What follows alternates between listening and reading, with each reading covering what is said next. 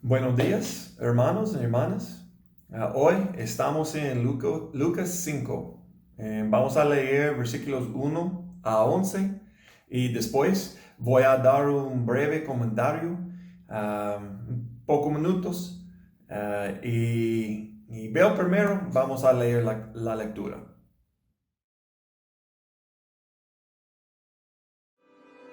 Cierto día, mientras Jesús predicaba en la orilla del mar de Galilea, grandes multitudes se abalanzaban sobre él para escuchar la palabra de Dios.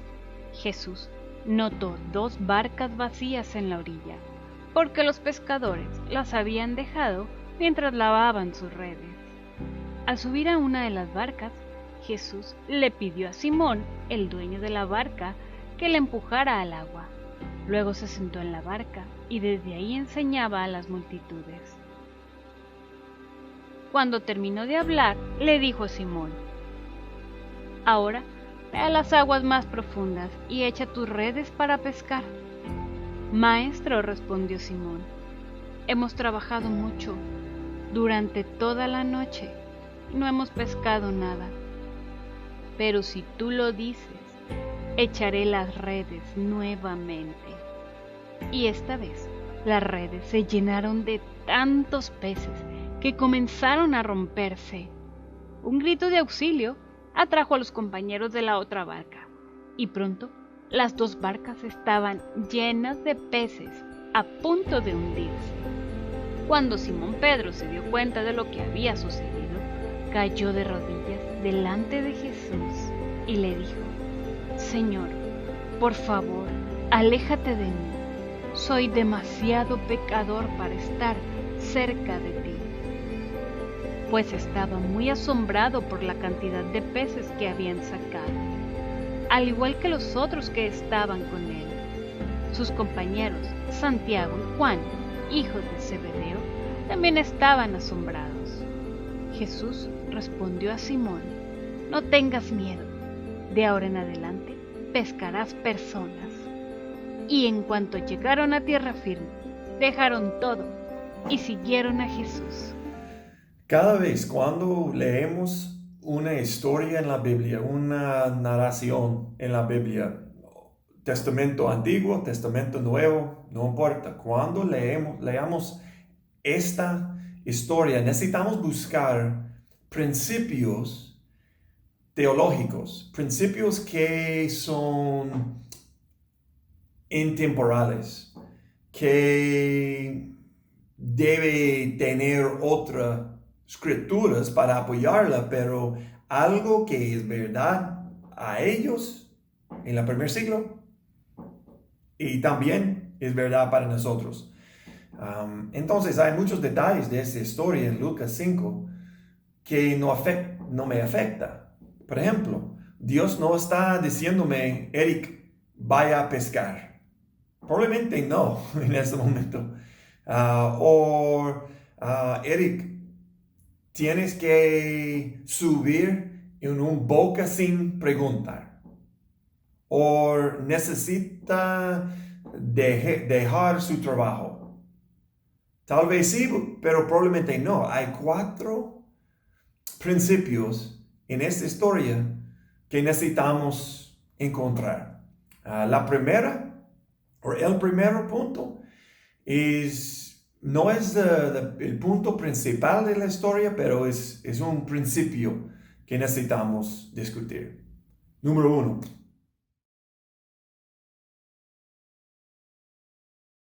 Cristo es el dueño de todo. Este no es el punto principal de esta historia, pero ese es un principio teológico que necesitamos recordar. En versículo 3 de nuestro texto, Jesús se metió en la barca de Pedro sin preguntar. Cuando estaba en la barca, le pidió a Pedro que moviera el bote más lejos para crear más campo para predicar. Pero él se metió sin preguntar. Cristo no dijo: este bote aquí, ¿quién es el dueño de este bote? podría usarla, ¿no? Él se metió. ¿Por qué? Porque Él es el dueño de todo. Esto me hizo pensar en otros tiempos cuando Jesús no pidió permiso. Por ejemplo, en Lucas, en este libro, Lucas, capítulo 19, versículo 5. Recuerden la historia de Zaqueo. Zaqueo, muy bajo este hombre.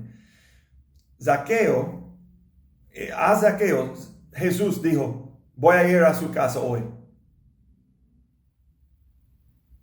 Voy a ir a su casa hoy. Probablemente, no sé, pero tal vez, quizás Zaqueo dice, mi casa no está limpia, no tengo comida en mi casa para usted, podríamos reunirnos en este campo. ¿No? Jesús dijo, voy a ir a su casa hoy, sin invitación, sin preguntar.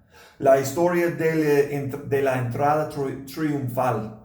Recuerda esa historia en el mismo capítulo 19 de Lucas, versículo 30. Jesús dijo a sus discípulos, yo necesito un burro. En este pueblo van a encontrar este burro. Entonces, tómelo. Si alguien dice algo, diles que yo lo necesito. Pero tómelo, este burro. En todas las historias de la Biblia, en Testamento Nuevo, Jesús está demostrando que Él es el dueño de todo. Él es el dueño de cada animal. Por ejemplo, Salmo 50:10 dice, cada animal es de Dios. Dios es el dueño de cada animal. En esta historia en Lucas 5, todos los peces entraron la red. ¿Por qué? Porque Él es el dueño de los peces. Ageo 2:8 dice, Dios es el dueño de todo el oro, toda la plata en el mundo. Dios es el dueño. Salmo 24:1 dice, la tierra es del Señor y todo lo que hay en ella, el mundo y todos los que moran en ella. Me gusta mucho Salmo 115, versículo 3. Dice, nuestro Dios está en los cielos y hace lo que le place. Cualquiera quiere hacer, cualquier que Él quiere hacer, Él va a hacer. En la historia de Noé, Dios dijo, construye este bote, esta barca, sin preguntar. En la historia de Jonás, vaya a Nínive, sin preguntar. En la historia de Abraham, dice, deja su hogar, voy a mostrarte otro lugar para ir, sin preguntar. En la historia de Moisés, vaya a Faraón en Egipto, hable con él, sin preguntar. Nuestro Dios está en los cielos y hace lo que le place. Principio número 2.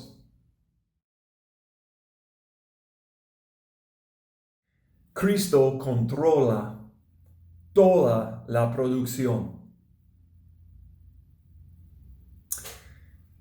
Cristo controla toda la producción de mis manos, toda la producción del fruto espiritual en mi vida, toda la producción de mi negocio, en mi familia, cualquier cosa, en mi campus, cualquier cosa. Cristo controla toda la producción. Juan capítulo 15 dice que sin Cristo no podemos hacer nada. Esa Esa es una oración muy fuerte, muy poderoso. Dice que sin Cristo no podemos hacer nada.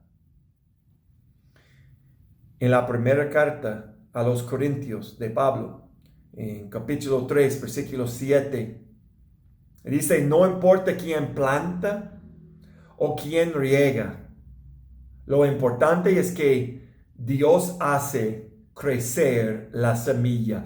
Todo de las semillas en la tierra que fue plantado es la responsabilidad de Dios para producir algo.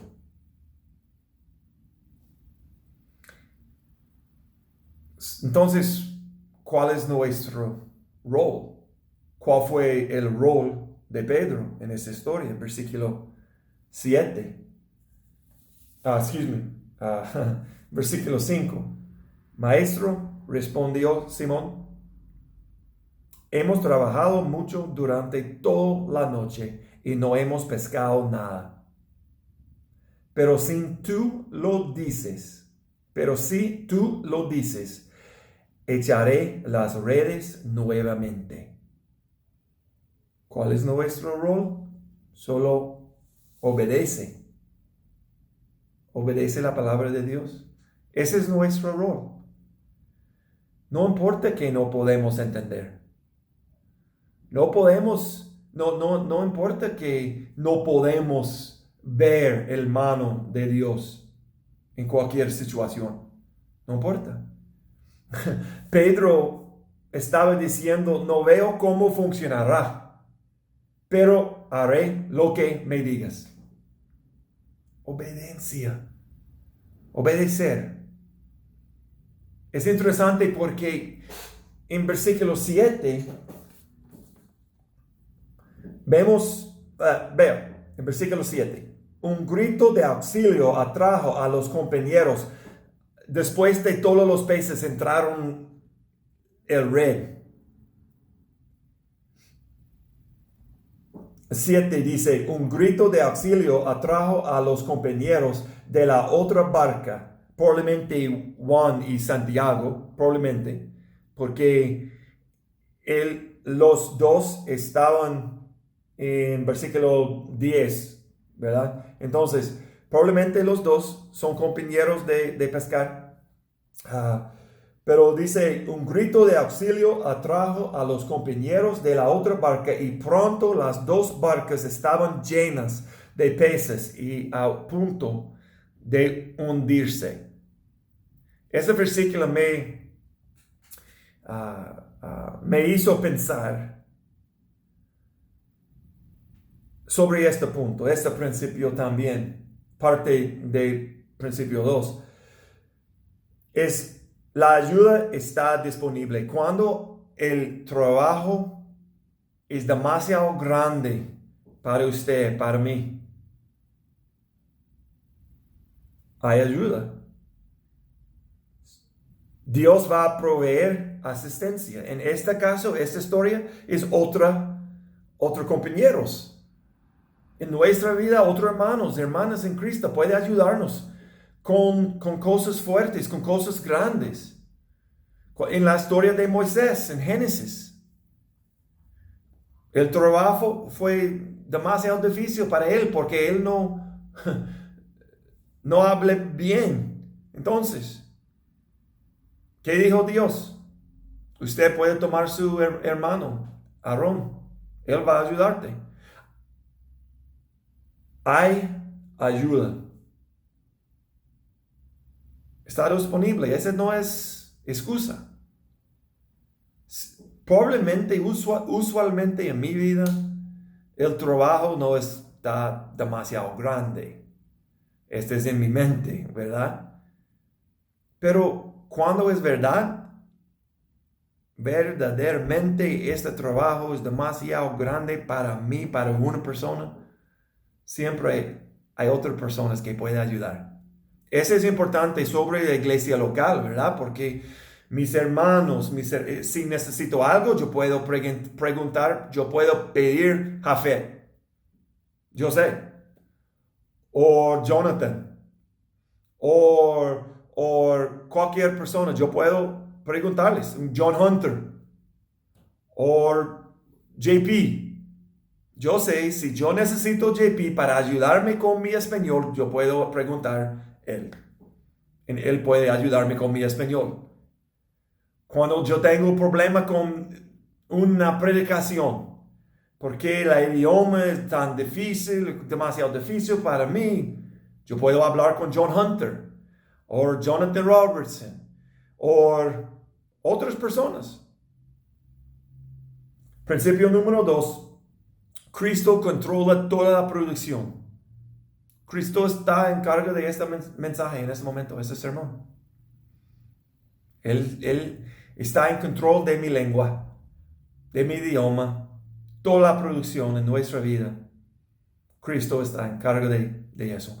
Juan 15 dice que sin Cristo no podemos hacer nada. Ese es número 2. Número 3.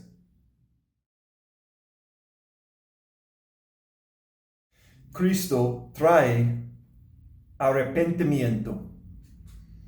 Mira la reacción de Pedro en versículo 8.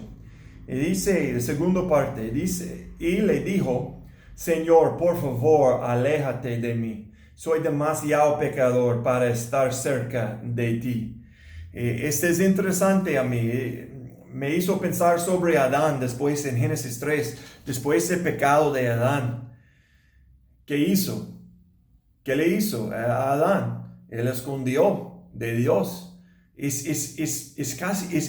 la actitud igual. Porque en este momento, Pedro, este milagro demostró la distancia entre Pedro y Jesús. Porque Pedro fue un pescador profesional.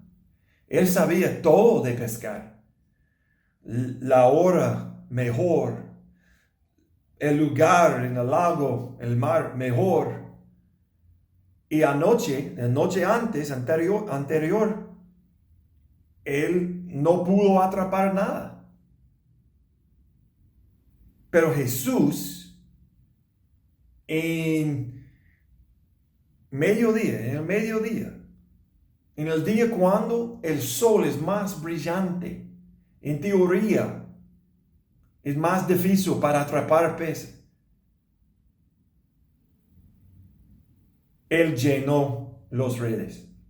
Esta impactó a Pedro mucho. Él cayó a sus rodillas y él dije, aléjate de mí, apártate de mí. Igual con Adán. Yo necesito espacio porque usted es demasiado grande, demasiado santo. Y soy un pecador. Esa es una buena actitud.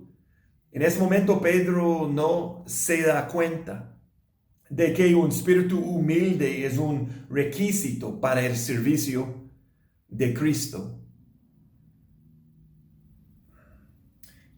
Cuando vemos a Jesús por quien es realmente, entonces podemos vernos por lo que realmente somos.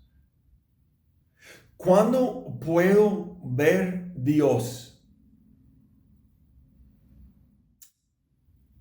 Muy poderoso, muy majestuoso. Voy a verme correctamente. Un pecador soy un pecador que necesita gracia, necesita perdón. No soy nadie aparte de Cristo. Entonces, los pecadores que saben que son pecadores pueden ser utilizados si se arrepienten. Es importante. Arrepentimiento es importante.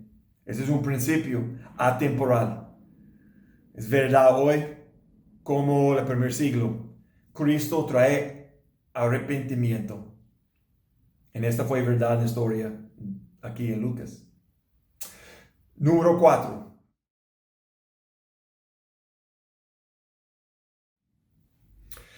Principio número 4. Cristo cambia el enfoque de aquellos a quienes llama. Cristo cambia el enfoque de aquellos a quienes llama. En versículo 11 dice, y en cuanto llegaron los discípulos, Pedro y todo, y en cuanto llegaron a tierra firme, dejaron todo y siguieron a Jesús. Ellos dejaron todo, todos los peces, todos los redes, los botes. En el caso de Santiago y Juan, su papá, su negocio, su vida. Ellos dejaron todo para seguir a Cristo. Recuerden en Marcos capítulo 10, hay una historia de un joven rico, un joven rico. Y Dios presentó una pregunta a él. No como una pregunta necesariamente, pero él dice, vende todas tus posesiones y sígueme. Pero este hombre dice no. Este hombre fue muy triste, la Biblia dice. Él se fue con manos llenos, pero un corazón vacío.